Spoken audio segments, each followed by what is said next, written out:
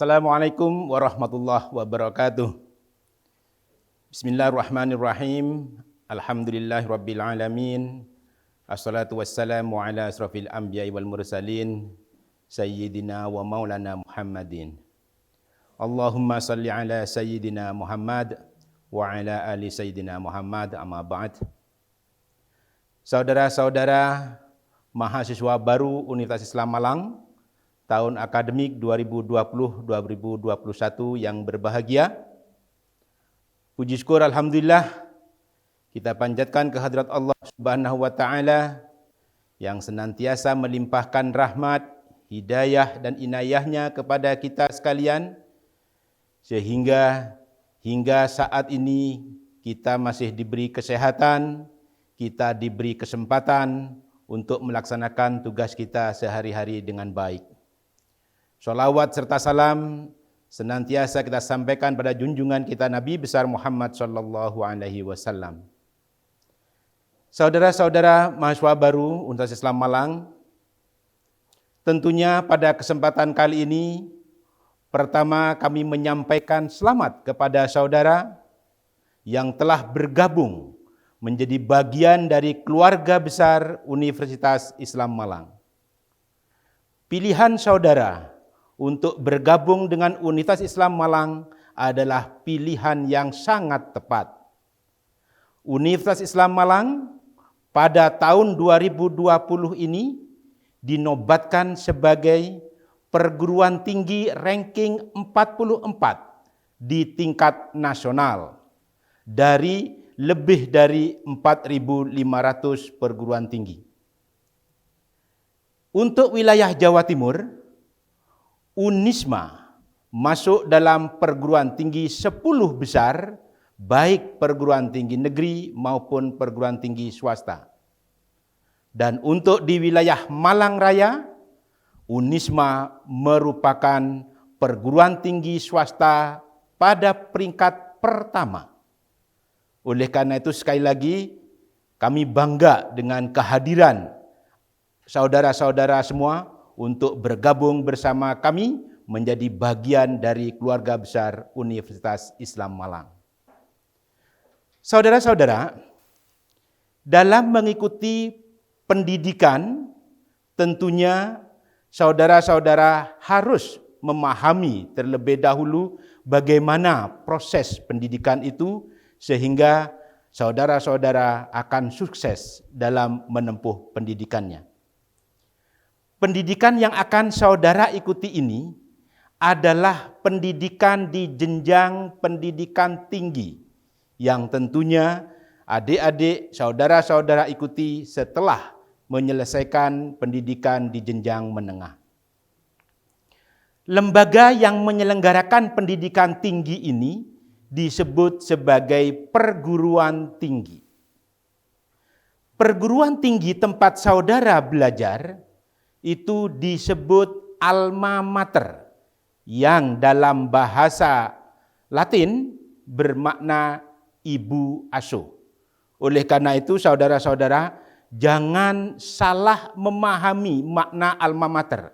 Banyak mahasiswa yang kurang paham tentang konsep itu sehingga alma mater dikiranya adalah jas. Jas alma mater itu adalah simbol kebanggaan dari sebuah alma mater. Alma maternya sendiri adalah perguruan tinggi di mana saudara-saudara menempuh pendidikannya. Sehingga kalau ada yang menanyakan, alma mater Anda apa? Alma mater saya adalah Universitas Islam Malang. Nah, sebuah perguruan tinggi bentuknya bermacam-macam, ada berupa universitas, ada yang berupa politeknik, ada yang berupa akademi, ada yang berupa sekolah tinggi. Untuk yang kita ini dalam bentuk universitas dengan pemimpinnya disebut sebagai rektor. Nah, di dalam sebuah universitas itu banyak terdapat fakultas sebagai penyelenggara kegiatan akademiknya. yang masing-masing fakultas dipimpin oleh seorang dekan. Di dalam fakultas ada beberapa program studi. Walaupun di beberapa fakultas bisa jadi memang hanya ada satu program studi, tetapi di sebagian besar itu memiliki program studi lebih dari satu, yang setiap program studi dipimpin oleh seorang ketua program studi atau disingkat Kaprodi. Nah, oleh karena itu, saudara-saudara, saudara harus paham dari awal apa nama program studi yang saudara ikuti, ada dalam fakultas apa program studi yang saudara ikuti itu. Kenali juga siapa pimpinannya, siapa ketua program studinya, siapa nama dekannya, bahkan juga di jajaran dekanat itu ada beberapa wakil dekan, kenali juga nama-namanya, sampai juga pada level universitas, kenali nama rektornya, dan juga kenali nama-nama para wakil rektornya. Nah, untuk saya yang sekarang sedang berbicara ini, saya adalah wakil rektor 1 di bidang akademik dan kerjasama. Sehingga dalam tugas dan fungsi pekerjaan saya adalah mengantarkan saudara mulai dari masuk dalam hal kegiatan akademiknya untuk sampai lulus nanti. Nah, dalam penataan perkuliahan selama masa studi dari saudara masuk sampai saudara lulus nanti akan ditata sedemikian rupa melalui sistem yang disebut dengan sistem kredit semester. Artinya, beban studi saudara itu diukur, ditata dalam satuan tengah tahunan, sehingga satu semester dalam satu tahun akademik berarti ada 2 semester, yang pada setiap semester ada satuan-satuan kredit yang menunjukkan bobot dari mata kuliah yang akan saudara ikuti, yang ditakar dalam bobot satuan kredit semester. Secara kumulatif, mulai dari saudara masuk sampai saudara lulus nanti, beban studi sebanyak 144 SKS. Yang beban studi 144 SKS ini akan ditempuh dalam waktu normal 8 semester. Dan sebenarnya bisa pula ditempuh kurang dari 8 semester, sehingga bisa ditempuh 7 semester. Tetapi masa tempuh maksimal sebanyak 14 semester. Nah, dalam perkuliahan itu tentunya nanti Bapak adik-adik semua, saudara-saudara semua harus banyak membaca buku panduan akademik yang kami terbitkan. Silakan dibaca mata kuliah apa saja yang harus ditempuh dalam proses perjalanan studi adik-adik dan saudara-saudara semua. Yang jelas adalah kinerja belajar saudara-saudara itu dinilai oleh dosen dengan menggunakan skala penilaian dalam bentuk huruf mulai dari A sampai E. A tertinggi, E terendah. Yang skala angkanya A itu 4, B itu 3, C itu 2, D itu 1, E itu 0. Kinerja belajarnya ini, prestasi belajar ini nanti diwujudkan pada setiap akhir semester dalam bentuk indeks prestasi, yang dalam hal ini ada 2 jenis, tolong dipahami betul. Ada indeks prestasi semester yang merupakan capaian belajar pada semester yang bersangkutan, dan ada indeks prestasi kumulatif, yaitu hitungan secara keseluruhan mulai dari awal sampai semester terakhir. Nah, sampailah kemudian penghitungan secara keseluruhan setelah mahasiswa menyelesaikan keseluruhan beban studi sebanyak 144 SKS itu, maka kemudian ditetapkanlah kelulusannya dengan predikat-predikat tertentu sesuai dengan capaian indeks prestasi kumulatif dan masa studinya. Tentunya karena dalam penilaian ini batas minimum kelulusannya adalah nilai C, maka untuk bisa lulus secara keseluruhan dalam program sarjana itu adalah IPK-nya minimal 2. Secara kumulatif keseluruhan, predikat kelulusan mahasiswa itu bermacam-macam. Jika IPK-nya itu antara 2 sampai 2,75, maka kelulusannya tidak diberi predikat apa-apa. Tetapi antara 2,76 sampai 3,0 disebut sebagai kelulusan dengan predikat memuaskan. 3,0 sampai 3,5 predikat sangat memuaskan. Dan di atas 3,50, 3,51 sampai 4 itu melulus dengan predikat dengan pujian. Nah, kalau begitu maka siapa sebenarnya yang dikatakan sukses dalam belajarnya secara akademik? Kita perhatikan secara akademik terlebih dahulu. Siapa yang dianggap sukses?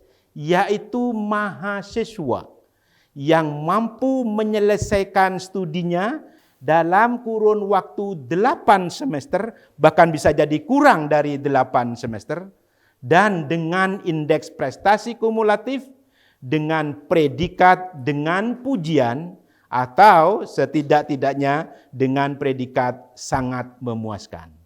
Nah, adik-adik semua, saudara-saudara mahasiswa baru, bagaimana caranya untuk bisa menjadi mahasiswa yang sukses secara akademik tadi itu? Maka tentu ada kiat-kiat yang harus kita ketahui, ada strategi-strategi tertentu yang harus kita ketahui, apalagi adik-adik semua, saudara-saudara semua sekarang ini menempuh pembelajaran di perguruan tinggi di era revolusi industri 4.0 ini. Bagaimana caranya? Mari kita ikuti paparan selanjutnya. Nah, saudara-saudara mahasiswa baru Universitas Islam Malang tahun akademik 2020-2021, sekarang bagaimana caranya, bagaimana kiat-kiatnya untuk bisa sukses menempuh pendidikan di perguruan tinggi, terutama di era sekarang ini yang dikenal dengan istilah Industrial Revolution 4.0. Nah, untuk itu, marilah kita pahami terlebih dahulu apa konsep Industrial Revolution 4.0 itu. Konsep ini berkenaan dengan perkembangan dalam dunia industri yang mampu mengubah cara berpikir manusia, cara bertindak manusia dalam kaitannya dengan perkembangan teknologi. Kita mengenal ada revolusi industri 1.0 pada saat ditemukannya tenaga mekanik yang digerakkan oleh tenaga air dan tenaga uap, sehingga produksi di dunia industri bisa semakin berlipat ganda, bisa diproduksi secara massal. Kemudian dalam perkembangannya, tenaga listrik ditemukan juga dalam kurun waktu 90 tahun berikutnya. Maka kemudian produktivitas semakin masif dalam dunia industri. Berikutnya, kita kenal istilah revolusi industri 3.0, 3.0, yaitu saat ditemukannya elektronika. Yang dengan temuan-temuan itu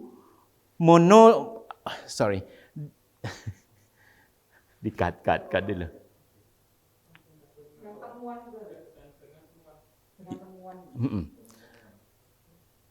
Langsung ya sekarang. Oke. Kemudian dalam perkembangannya ditemukanlah elektronika yang kemudian semakin meningkatkan kapasitas produksi di dunia industri.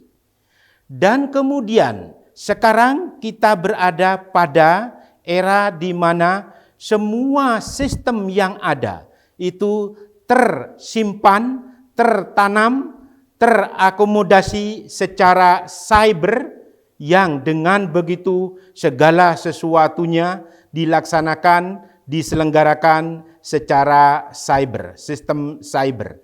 Nah, dengan begitu ada beberapa hal yang perlu kita pahami terkait dengan ini.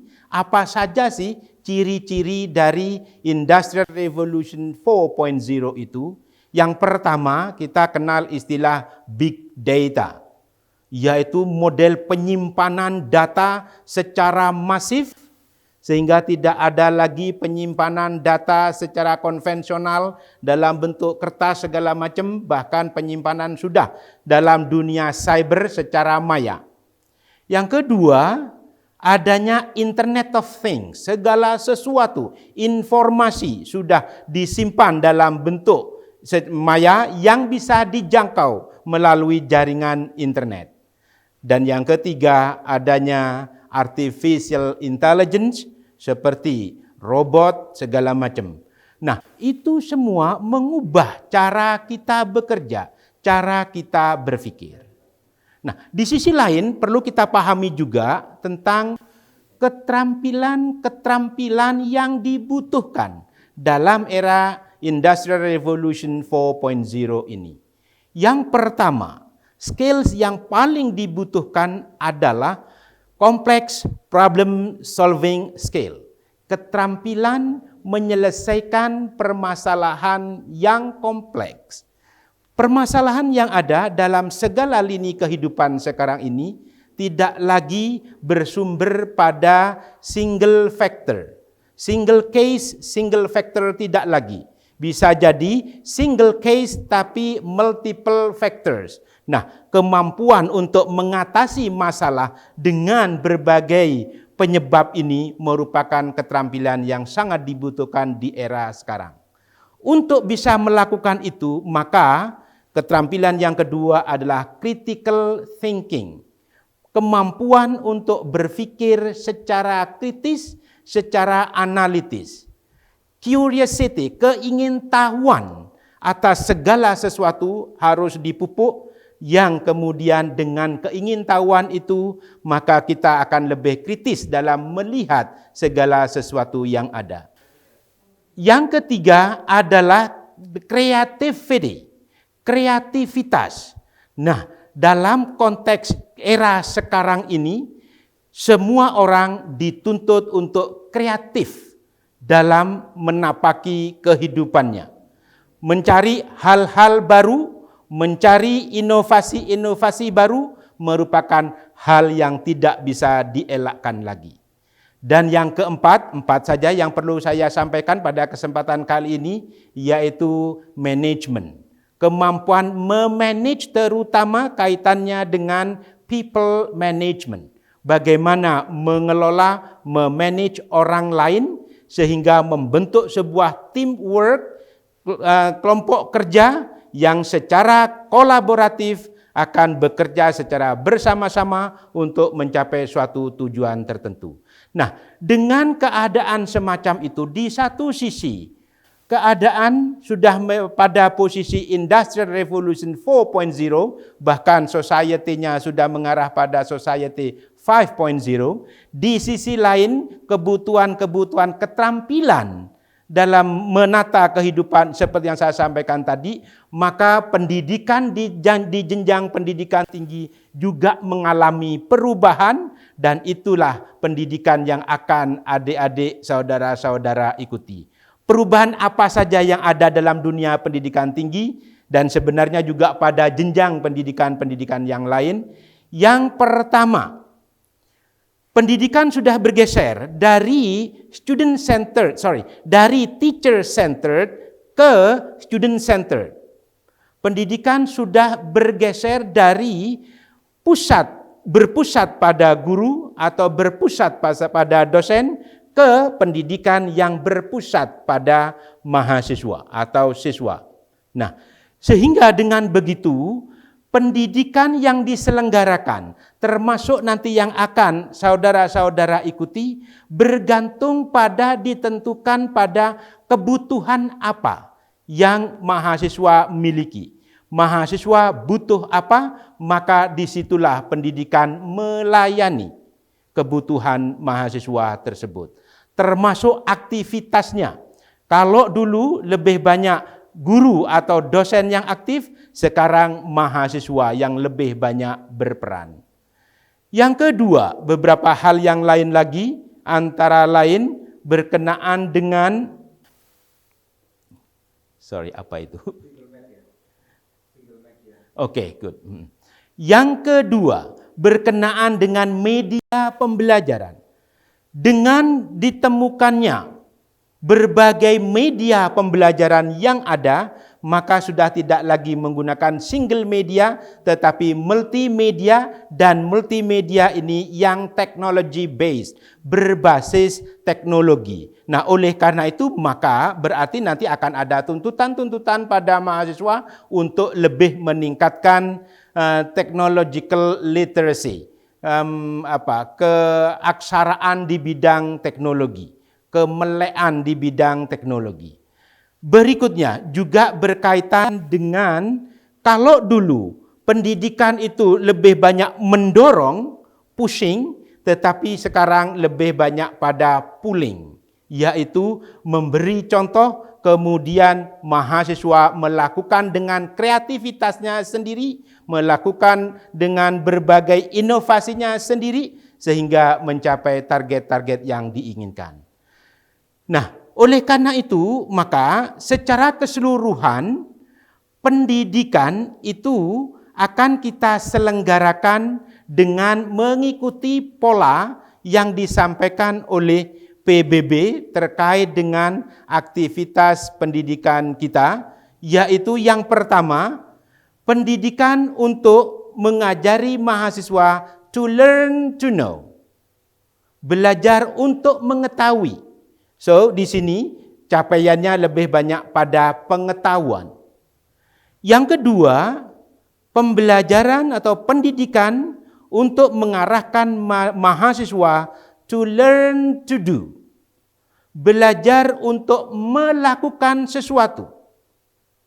Dan yang ketiga, pendidikan yang mengarahkan mahasiswa to learn to be, yaitu pendidikan yang mengarahkan mahasiswa untuk menjadi dirinya dengan segenap potensi yang dimiliki. Dan yang keempat, pendidikan yang mengarahkan mahasiswa to learn to live together, yaitu pendidikan yang mengarahkan mahasiswa untuk mampu hidup berdampingan, berkolaborasi secara damai dengan lingkungannya. Nah, dengan semacam itu, maka akan dibentuk sebuah totalitas mahasiswa sebagai insan yang kafah dengan pengembangan mulai dari olah fikirnya, kecerdasannya, olah hatinya, spiritualitasnya, olah rasanya, kepekaan terhadap lingkungannya, dan juga olahraga berkenaan dengan fisiknya. Sehingga sekali lagi ada olah fikir, ada olah hati, ada olah rasa, dan ada olahraga. Dengan begitu maka akan diterwujud sebuah sosok insan sumber daya manusia yang unggul. Nah, untuk mencapai seperti itu, itulah sosok insan yang sukses dalam belajarnya. Untuk bisa seperti itu, maka tentunya pertama, kita saudara-saudara harus memahami gaya belajarnya. Saudara termasuk orang yang bergaya belajar yang mana? Nanti itu harus diresapi, dilakukan introspeksi terhadap diri sendiri. Tetapi di atas gaya belajar adik-adik, saudara-saudara semua, ada beberapa strategi tentunya yang harus saudara adik-adik ikuti. Yang pertama, kembangkan, tanamkan percaya diri. Tanamkan, kembangkan rasa percaya diri sehingga adik-adik paham, yakin dengan kemampuannya, yakin bahwa adik-adik akan sukses dalam meraih cita-citanya, karena keyakinan itu sendiri adalah bagian dari kesuksesan itu sendiri. Yang kedua, untuk bisa sukses itu tentunya seperti sempat saya singgung sebelumnya, yaitu tingkatkan literasi terhadap teknologi. Pembelajaran termasuk yang kita selenggarakan sekarang ini tanpa melalui tatap muka secara langsung, tetapi melalui media teknologi adalah bentuk-bentuk pembelajaran nanti yang akan adik-adik saudara-saudara ikuti. Tip yang ketiga, rencanakan apa yang akan saudara lakukan dan lakukan apa yang sudah saudara rencanakan, dan evaluasi atau monitor terhadap apa yang sudah saudara lakukan. Plan, do, and evaluate. Itu kunci dari keberhasilan salah satunya. Dan tentunya tip yang keempat, adik-adik, saudara-saudara harus mengembangkan sikap, pola hidup, pola belajar untuk bekerja sama dengan sesama teman. Maka belajarlah secara kolaboratif, tetapi tanpa mengurangi semangat kompetitif. Berkolaborasi dan berkompetisi dengan yang lain. Nah, dengan begitu insya Allah adik-adik semua, saudara-saudara semua akan mampu menyelesaikan studi di Universitas Islam Malang ini dengan baik. Terakhir yang bisa kami sampaikan, ada pernyataan dalam bahasa Inggris, saya tulisnya, do your best and God will do the rest. Lakukan yang terbaik, Allah akan melakukan selebihnya. Selebihnya serahkan kepada Allah. Nah, oleh karena itu, di atas semua aktivitas yang sudah adik-adik, yang sudah saudara laksanakan nanti, landasilah pula dengan untuk senantiasa berdoa menyerahkan diri kepada Allah Subhanahu wa taala. Saya kira itu yang bisa kami sampaikan. Terima kasih. Selamat bergabung di Universitas Islam Malang. Selamat belajar dan semoga sukses. Mohon maaf kalau ada kekurangan. Wallahul muwaffiq ila aqwamit thoriq. Wassalamualaikum warahmatullahi wabarakatuh.